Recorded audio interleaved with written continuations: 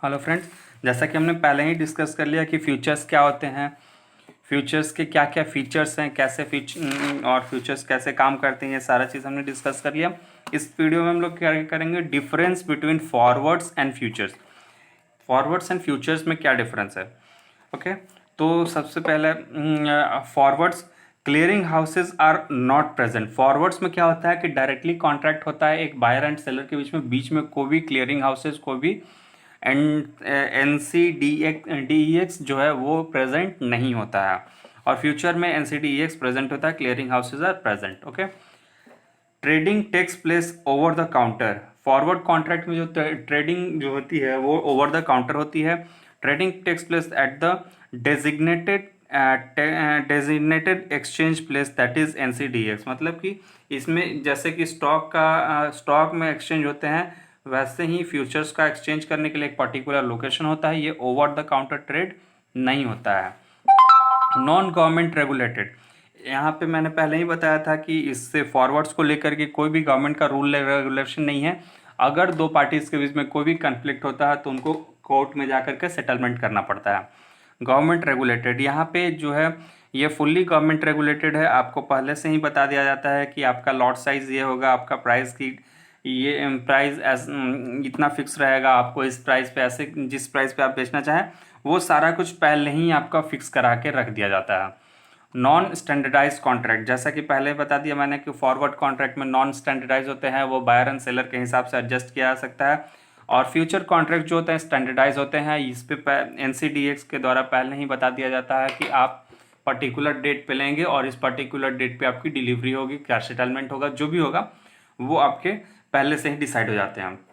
Credit risk and credit risk में क्या होता है कि आपने इसमें होता है कि कोई आपका पैसा दे दिया और आपको वो पर्टिकुलर सामान नहीं मिलने का चांस रहता है। और इसमें फ्यूचर्स में नो क्रेडिट रिस्क, क्योंकि पहले ही से ही आपको वो जो क्लियरिंग हाउसेज होते हैं वो आपका रिस्क फ्री करा देते हैं इसको।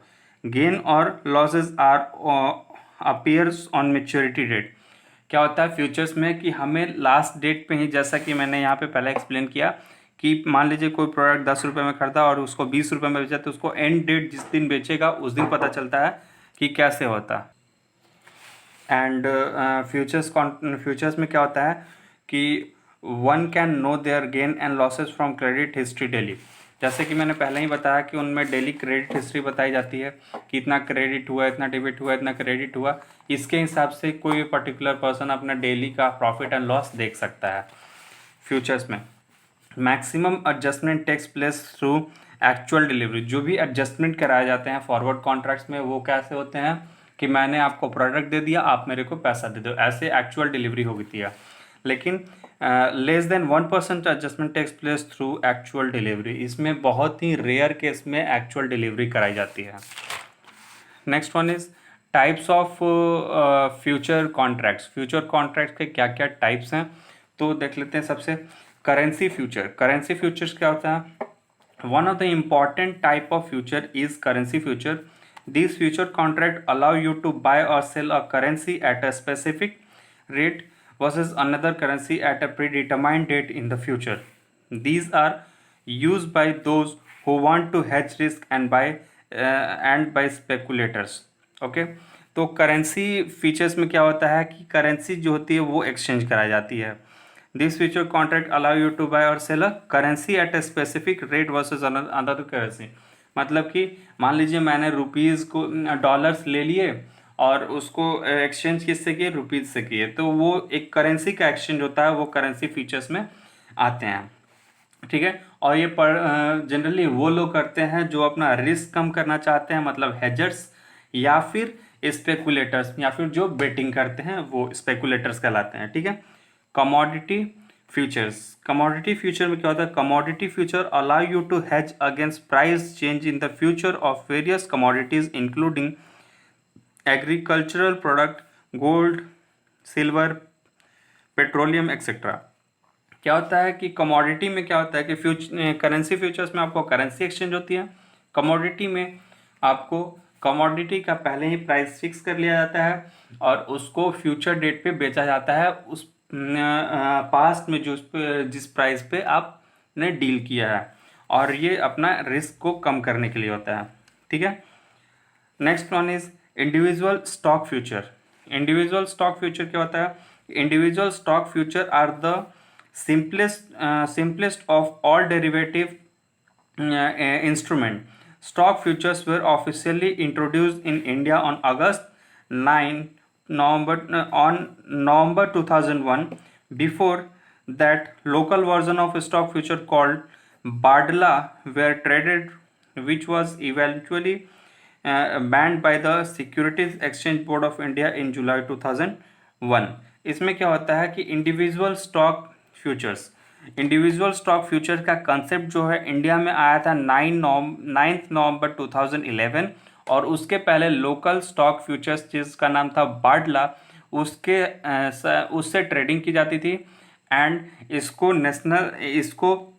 जो है सिक्योरिटीज़ बोर्ड ऑफ इंडिया ने 2011 में इसको बैन कर दिया। एंड उसके बाद इंडिविजुअल स्टॉक फ्यूचर्स का कंसेप्ट जो आया था। ठीक है। उसके बाद इंटरेस्ट रेट फ्यूचर क्या है? In India interest rate futures were introduce in 31 August 2009. Companies, bank, foreign institution, investors, non-residential Indian and retail investor can trade in interest rate futures. The underlying assets are government bonds और treasury bills. इसमें underlying assets कौन से होते हैं, किस assets पे ये futures trade किए जाते हैं? तो वो गवर्नमेंट बॉन्ड्स होते हैं, ट्रेजरी बिल्स होती है। You can trade this on the NSE national stock exchange and BSE Bombay stock exchange. ठीक है।